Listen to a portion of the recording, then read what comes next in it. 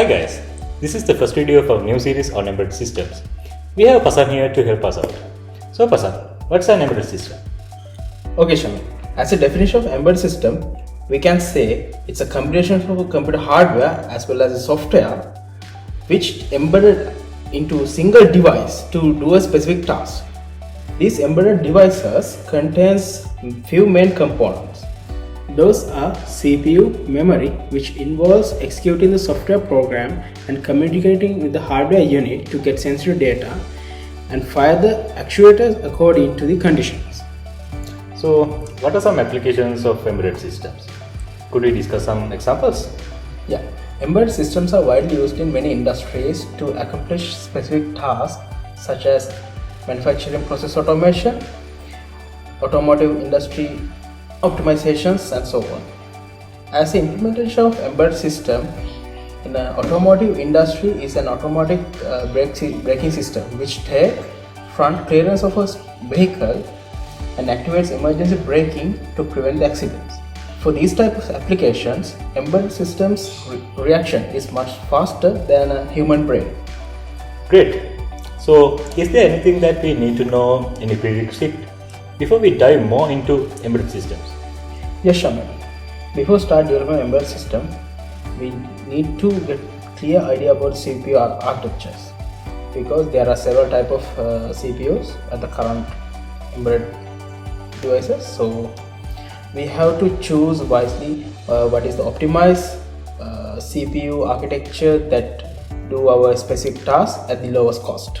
When we look at the CPU architecture, the main component we have to look into the arithmetic logic unit, also known as ALU, which has a specific data width like 8-bit, 16-bit, so on. This number represents the maximum number that this CPU can process. So this means if the number is larger, the CPU has better performance. Since we know about CPU architectures, we can categorize CPUs into 4 types according to the data width of the arithmetic logic unit: 8-bit, 16-bit, 32-bit, and 64-bit. These 4 types of CPU comes in 2 main form factors. One is microcontroller and other one is microprocessor. So this 8-bit, 16-bit, and 32-bit mainly comes in microcontroller form factor, and this 32-bit is also comes in microprocessor, and 64-bit also comes in microprocessor. But in the 32 bits which comes in microcontroller doesn't have much higher frequency of working frequency.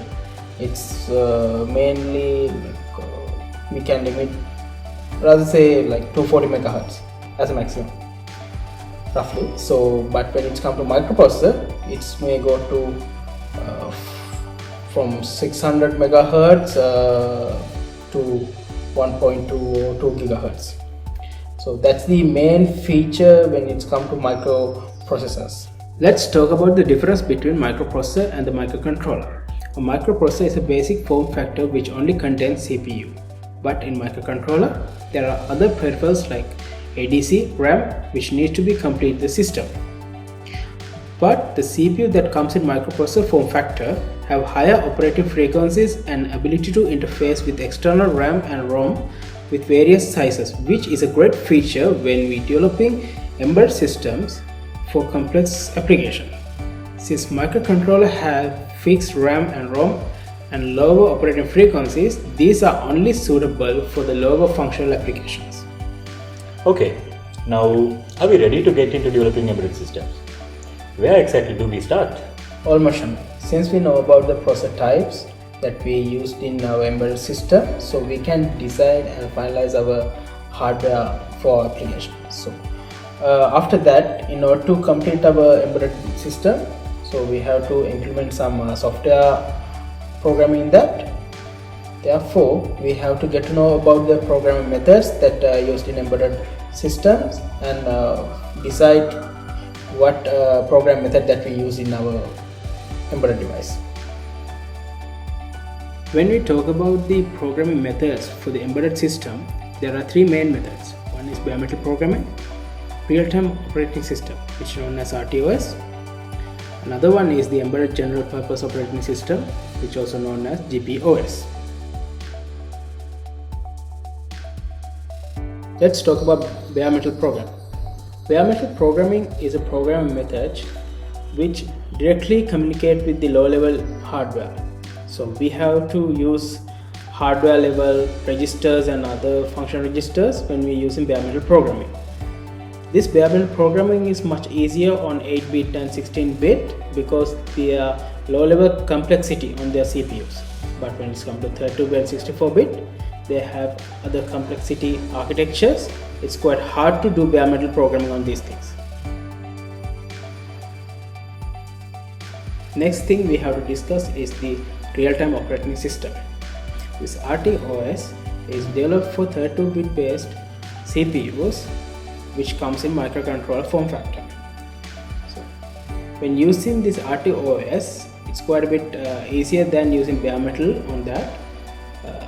Because of using RTOS, we can do some multi-threading, which led us to do some optimization of our functionality. And other function is the RTOS is that we are developing our own functions on top of a RTOS software layer. So if we want to change our CPU in case of hardware development, we can just use our previous software development on that as well, since we are using RTOS basic layer. As a next step, let's discuss about the embedded general purpose operating system, which is known as GPOS. GPOS are mainly used in 32-bit or 64-bit CPUs, which comes in microprocessor form factor. The most common GPUs currently we are using is Linux. So if we use Linux on our embedded system, we can run our C++ or Python application on it. Other than that, we can also run like database servers, Node.js servers, and all other web applications also can be hosted in our embedded system. Since we discussed hardware and software choices that we can use in our embedded system, let's talk about what's happened when they come together. So, as you can see in this table, that only 8-bit and 16-bit only have one option to program, that's only bare metal. But when it comes to the 32-bit and 64-bit, so 32-bit microcontroller form factor can normally use the bare metal or RTOS. But when it comes to 32-bit microprocessor and 64 bits, we can use bare metal, RTOS and GPOS, all of three. But if you use a GPOS rather than bare metal, you have like easy to use functionalities, and it's like command line working and all things. It's quite easy to configure. But if you use bare metal, it's like you have more connected to the hardware and more functionalities and more flexibility. So these things are like you have to choose wisely what is your complexity of your project. Since you guys like know basic introduction of embedded system, I think it's a good time to start your own project. Okay, we hope that now you guys have an initial understanding about how to get into developing embedded systems. Thank you, Vasan, for joining us to give better understanding on the subject. If you enjoyed this excerpt, please like and share. If you have any suggestion, feedback or questions, don't hesitate to comment. And to stay tuned, please subscribe and hit the bell icon. See you soon.